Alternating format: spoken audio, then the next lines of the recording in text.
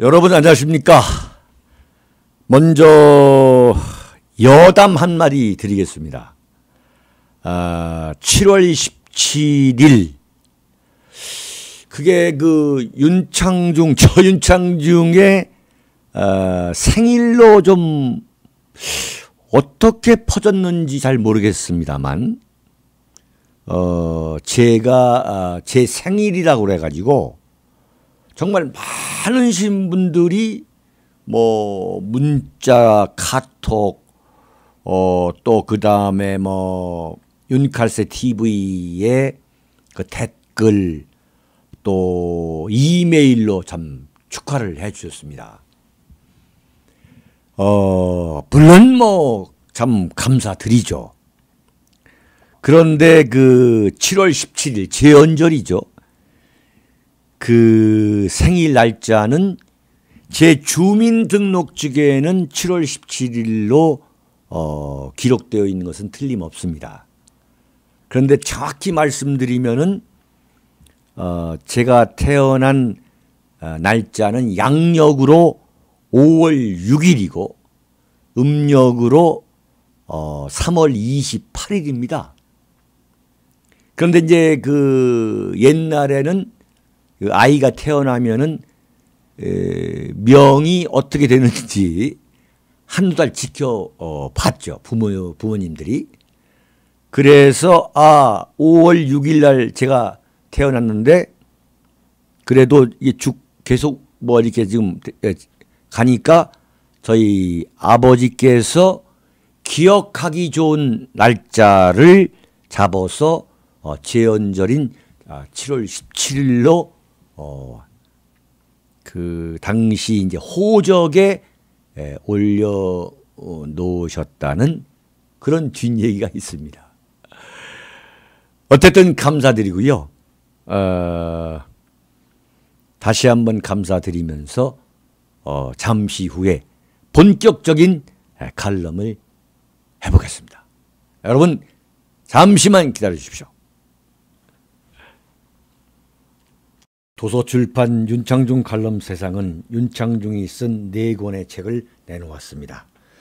죽음보다 더 처절했던 3년간의 칩거와 은둔 속에서 정치와 인생을 기록했던 윤창중의 고백 피정, 그리고 다시 세상에 나와 반대한민국 세력에 맞서 자유민주주의를 지키기 위한 투쟁의 순간을 기록한 2017년 12월 박근혜 대통령을 몰락시키려는 문재인 세력을 향한 윤창중의 치열한 저항을 기록한 운명, 문재인 정권의 피비린내 나는 정치 보복에 펜 하나 갖고 단연코 맞서는 결기의 순간들을 기록한 칼춤, 윤칼세 TV는 여러분의 정성어린 도서 구입과 성원으로 운영됩니다. 자세한 문의는 010-8881-4649로 해주십시오. 사실 저도 여러분에게 좀 밝은 이야기, 긍정적인 이야기를 하고 싶지만 제가 정치부 기자를 한 것이 1981년 제가 군대를 갔다 와서 대학교 4학년 2학기 때부터입니다. 좀 빨리 시작을 했습니다만 그 지난 세월 동안 전두환 정권부터 오늘에 이르기까지 그 여러 정권을 지켜보면서 나름대로 어떤 기준을 갖고 있는 사람으로서 이 박근혜 대통령 탄핵 때부터 제가 뭐라고 했냐면 이렇게 가면은 정말 종잡을 수 없는 국가적 재앙이 닥치게 된다. 그런 말씀을 뭐 여러 차례 참 뭐 셀 수도 없을 만큼 많이 그 언급했던 것을 아마 기억하시는 분도 많으실 겁니다. 이 박근혜 대통령이 이 안보에 있어서는 누구보다도 어느 역대 대통령보다도 확고한 원칙에 따라서 유능하게 잘 대처해 오고 있고, 또 경제도 비교적 선방하고 있다. 또 어떤 분야에서는 아주 탁월하게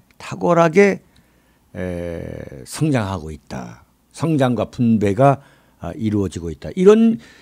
그런 정권을 무너뜨리고 그야말로 온갖 그 인민재판, 마녀사냥으로 넘어뜨릴 때부터 저는 말씀을 드렸죠. 이러다가 정말 이 국가 안보와 경제, 이 대한민국의 국가 명운을 좌지우지할 수 있는 하는 이 두 측면, 이 경제와 안보와 경제가 졸지에 무너질 수가 있다. 이게 너무 걱정된다. 그런 말씀을 여러 번 드렸죠. 그리고 문재인 정권은 안보와 경제를 이끌어갈 수 있는 그 역사관, 가치관, 철학, 사유체계, 능력, 그 이념적 편향, 그 정향성, 이런 여러 면을 종합해 볼 때에 위험하고 역부족이다. 1년 2개월, 지금 문재인 정권 출범이 1년 2개월이 됐습니다만, 탄핵 때부터 제가 셀 수 없이 제가 주장을 하고 강조를 했죠. 그런데 그것이 지금 그대로 적중하고 있어요. 참 불행한 일이지만, 안타까운 일이지만은 적중하고 있다. 1년 2개월 전, 그러니까 작년 5월 대선에서, 5월 9일 대선에서 문재인을 찍지 않은 국민이 58%입니다. 굳이 말하면 이제 반문재인 국민이죠.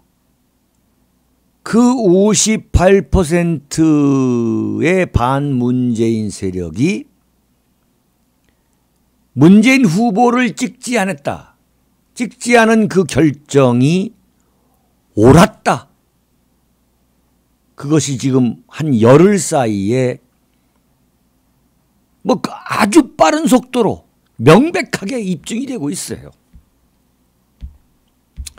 그때 문재인 후보를 반대했던 그 반문재인 국민들이 마치 그 신앙처럼 믿었던 게 뭐냐면은, 어떤 상황에서든 이 문재인 세력은 대한민국 안보와 경제를 책임지기에는 위험하고 역부족이다. 간단히 말하면 대한민국 안보와 경제를 망칠 세력이기 때문에 절대 찍어서는 안 된다. 근데 그런 신념을 갖고 있었죠. 그런데 그것이 바로 지금 그대로 적중하고 있다.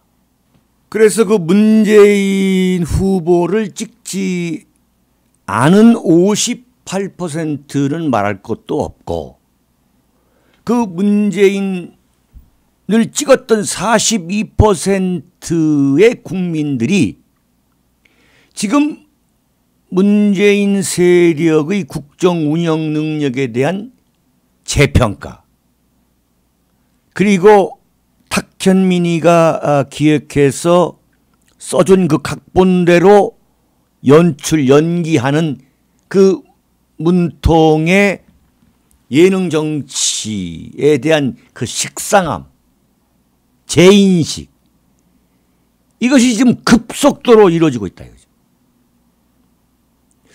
한마디로 문재인을 찍었던 국민들이 야, 이 찍은 내 손가락을 어떻게 할 수도 없지만은 말이야, 이게 지금 잘못된 거 아니냐, 잘못 찍은 거 아니냐, 잘못 선택한 것 아니냐는 그런 각성이 최근 열흘, 보름 그 사이에 급속도로 이루어지고 있다. 따라서 지금 문통의 지지도가 60%대로 떨어졌고 회복하기는 어렵다. 결국 그 난공불락처럼 보였던 이 문재인의 그 지지도 고공행진은 이 포퓰리즘의 극치라고 할 수 있는 그 YS 김영삼 대통령이나 이 노무현 대통령이 집권 1년을 넘기고 2년 차에 접어들면서 그 지지도가 급락했던 그들의 전철을 밟을 가능성이 농후해지는 쪽으로 상황이 굴러가고 있다.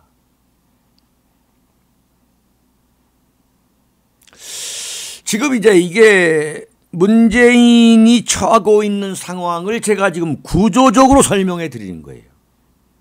그리고 이것과 관계된 대한민국의 명운을 연계해서 말씀드리는 거죠. 그러니까 안보 문제, 이것은 이제 남북 정상회담, 미북 정상회담으로 문통이 뭐 이루 말할 수 없는 재미를 봤죠.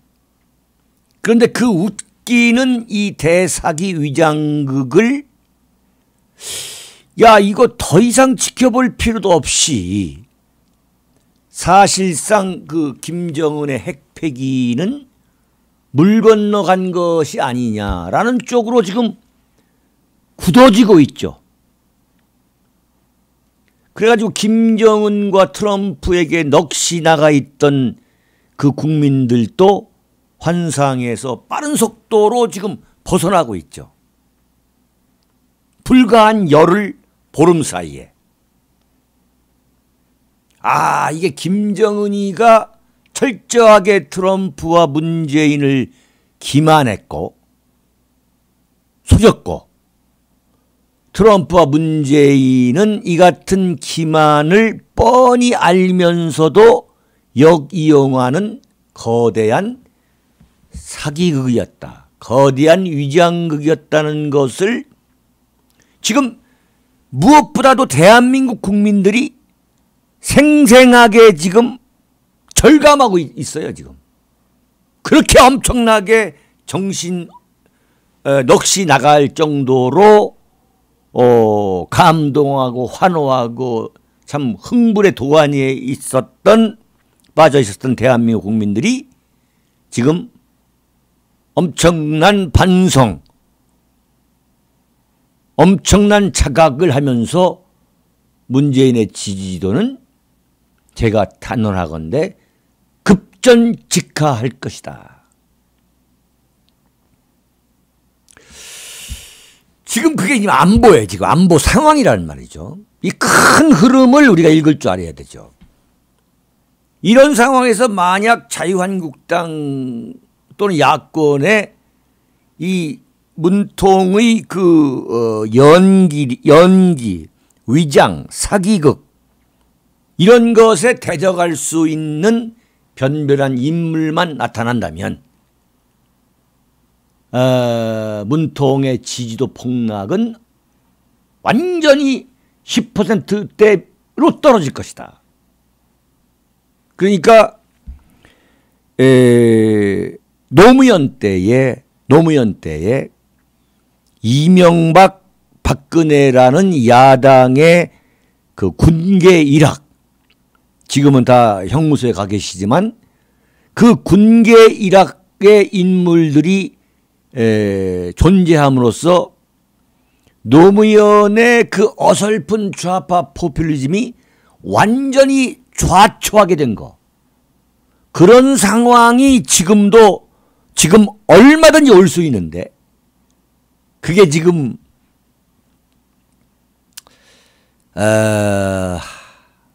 어떻게 보면 집권 초반부터 얼마든지 올 수 있는 거였는데, 자유한국당과 야권의 그런 군계 일학의 인물이 존재하지 않는 거, 아직 성장하지 않는 거, 참 답답하고 참 안타까운 일이죠. 그런데 지금 이러한 안보가 완전히 그 허상이 밝혀지고, 그와 동시에 한편으로 진행되고 있는 게 뭐냐면, 문재인의 좌파 포퓰리즘의 현혹이 되어서 표를 찍었던 바로 그 전통적인 좌파 유권자층, 청년층, 물론 뭐 다 청년층이 좌파인 건 아니죠. 진보인 건 아니죠. 소상공 자영업자층, 물론 소상공 자영업자층이 다 모두가 그런 좌파라는 말씀은 아닙니다. 여성, 뭐 여성도 마찬가지죠. 노동자, 이른바 전통적인 좌파 유권자층이 지금 크게 붕괴되고 있다.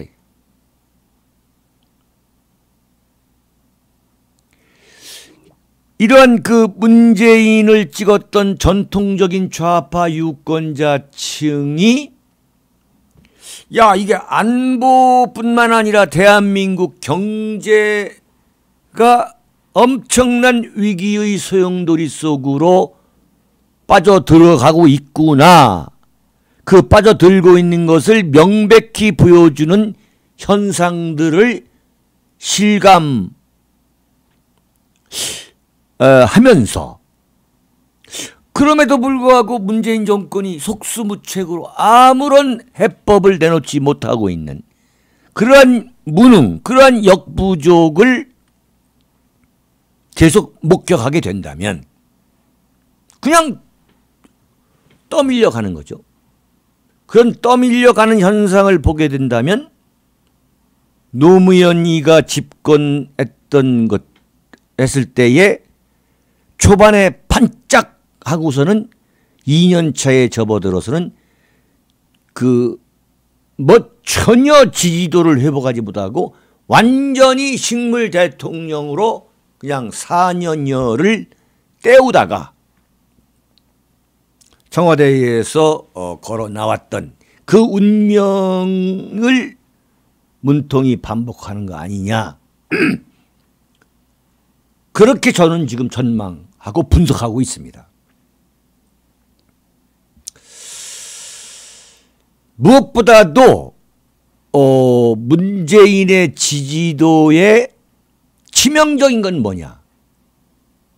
이 편의점 주인들을 포함한 소상공인들이 이 최저임금 상승에 순응하지 않고 거리로 나가서 구체적으로 행동하는 거. 이게 결코 간단한 문제가 아닙니다. 그런 소상공인 자영업자들의 난, 이 편의점 주인들의 난, 이것의 장사가 결코 없습니다. 역대 정권, 제가 전두환, 노태우, 김영삼, 김대중, 노무현, 이명박, 박근혜 정권을 지켜보면서 이 역대 정권이 좌든 우든 간에 가장 민감하게 이 소위 말하는 정권의 그 기반을 무너뜨리는 거, 그건 영세 자영업자층의 향배입니다. 이거 정말 무서운 이야기입니다. 정말. 지금 편의점 주인들은 사실상 그 문재인 경제, 제이노믹스의 기반이라고 할 수 있는 소득 주도 성장론을 갈아엎으려는 지금 그 난을 준비하고 있어요. 여기에 과연 문재인 정권이 감당할 수 있을까? 저는 어렵다고 봅니다. 그런데 지금 이게 왜 지금 심각한 문제냐면, 역대 정권이 이 소위 말하는 민생 문제, 영세 자영업자들의 그 흐름, 그들의 민심에 예민했던 것도 물론입니다만, 특히 문재인은 이 소위 말하는 저소득층, 여성, 노동자, 청년층, 이들에 대한 이 감언이설, 그런 공약을 내걸어 가지고 재미를 본 정권이죠. 그 중에서도 2020년까지, 지금 올해가 2018년 아닙니까? 최저임금을 10,000원까지 올리겠다고 한 공약. 이건 뭐 철저히 표를 의식한 좌파 포퓰리즘이죠. 왜 그때 그런 공약을 내섰냐면, 어차피 영세 자영업자들은 나를 찍을 것이다. 문재인을 찍을 것이다. 그러니까 그 영세 자영업자들보다도 훨씬 압도적으로 이 수가 많은 이 저소득 알바생 또는 저소득 이 종업원들, 그 종업원들의 표를 겨냥해 가지고 최저임금 10,000원을 공약한 거죠. 독특한 재미를 봤어요. 그런데 정작 영세 상공인들이 지금 들고 일어나는 거죠. 그래가지고 지금 영세 상공인들이 완전히 지금 난을 일으키고 있는데, 그렇다고 해서 영세 상공인들을 진정시킬 수 있는 해법이 있을 수가 없는 거고, 그 해법이라는 게 뭐냐면은 수수료 인하, 카드 수수료 인하를 들고 나왔죠. 이걸 완전히 대기업을 옥죄는 거예요.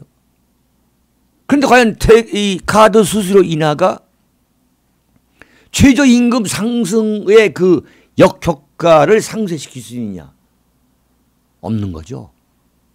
그건 말도 안 되는, 소위 말하는 그 돌려막기 수법. 그리고 또 뭐냐면 이 나오는 게 뭐냐면 건물 임대료 인하.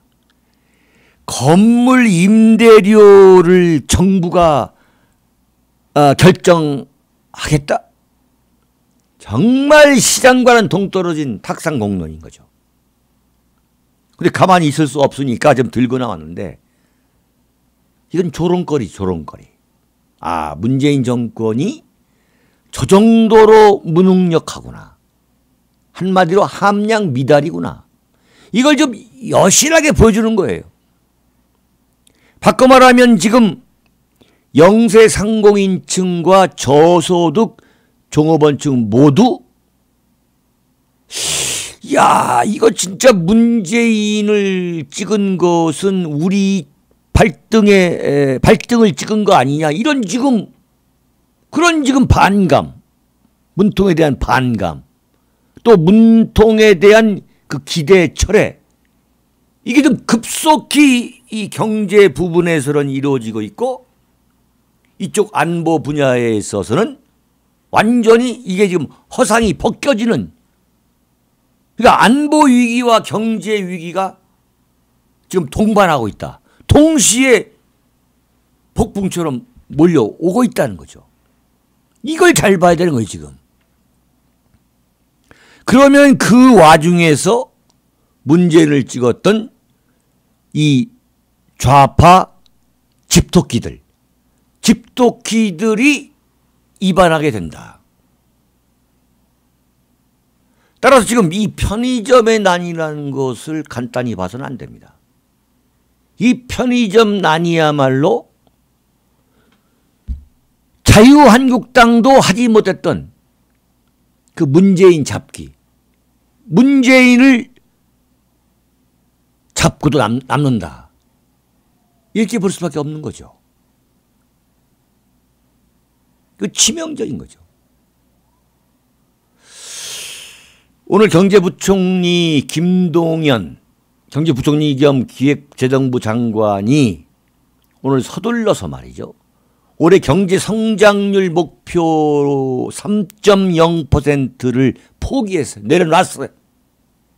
2.9%로 낮춰 잡았어요. 이건 뭐냐?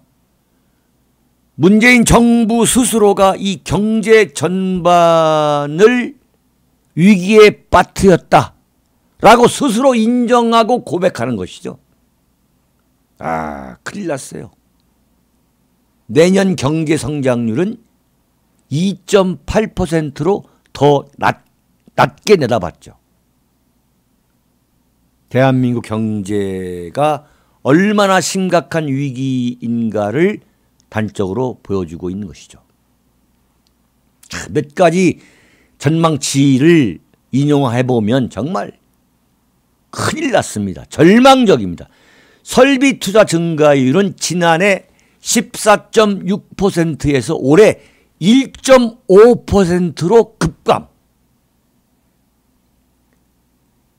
설비 투자가 14.6%에서 올해 1.5% 그 증가율이 말이죠. 이거 정말 어떻게 되는 겁니까? 10분의 1로 줄어드는 거죠. 그리고 수출 증가율이 지난해 15.8%에서 올해는 5.3%. 3분의 1로 꺾인다 이거예요. 이야. 그리고 입만 열면 일자리, 청년 일자리. 청와대 대통령 집무실에다가 상황판까지 걸어놓고서 그 쇼를 했음에도 불구하고 올해 취업자 증가가 32만 명은 될 거라고 장담했는데 18만 명으로 떨어진다는 거죠. 이거 좀 엄청난 얘기예요. 지금 완전히 이건 뭐 제2의 IMF로 지금 가는 거 아니냐라는 그런 절망적 전망이 충분히 나올 수 있는 거죠. 한마디로 이명박 박근혜 보수 정권이 갖고 놓은 경제를 1년 2개월 만에 적폐청산 허구한 날 주구장천 이 정치 보복, 정치 복수국, 그 다음에 평화 타령으로 나를 세다가 다 말아먹었다는 이야기죠. 그런데 이런 황당한 경제를 되살릴 수 있는 해법이 뭐냐? 그 대책이 뭐냐? 오늘 내놓은 게 내년 예산을 7% 이상 늘려가지고 돈을 풀겠다는 거예요. 무려 470조 슈퍼 예산, 슈퍼 버짓을 편성해가지고 또 나눠주겠다는 거죠. 좌파 포퓰리즘 정책을 남발하겠다는 것을 지금부터 예고한 거죠. 그래서 어떻게 하느냐. 소득 하위 20% 노인들에게 당초 계획보다 2년을 앞당겨가지고 내년부터 기초연금을 30만 원으로 올린다.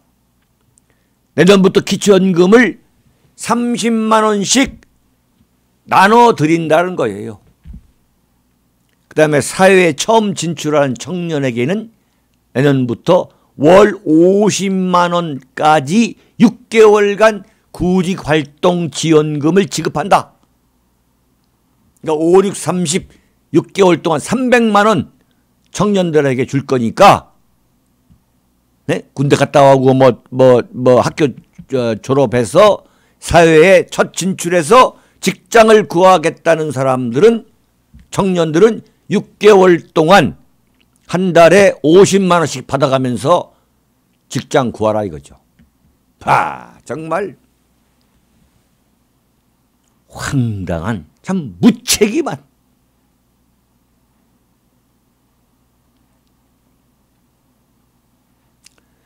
박근혜 정권을 무너뜨리고 그 정권을 잡은, 포퓰리즘으로 정권을 잡은 문재인 정권이 오로지 그 표, 오로지 지지층만을 의식해서 벌여온 적폐청산, 그 평화 타령이 불과 1년 2개월 만에 안보 파탄과 경제 파국이라는 국가 재앙을 불러오고 있음을 그대로 지금 국내의 상황, 국내외 그 실정인 것입니다. 이런 정권을 만들어준 국민의 책임은 과연 없느냐? 그것도 한번 저는 따져보고 싶습니다. 여기서 마치겠습니다.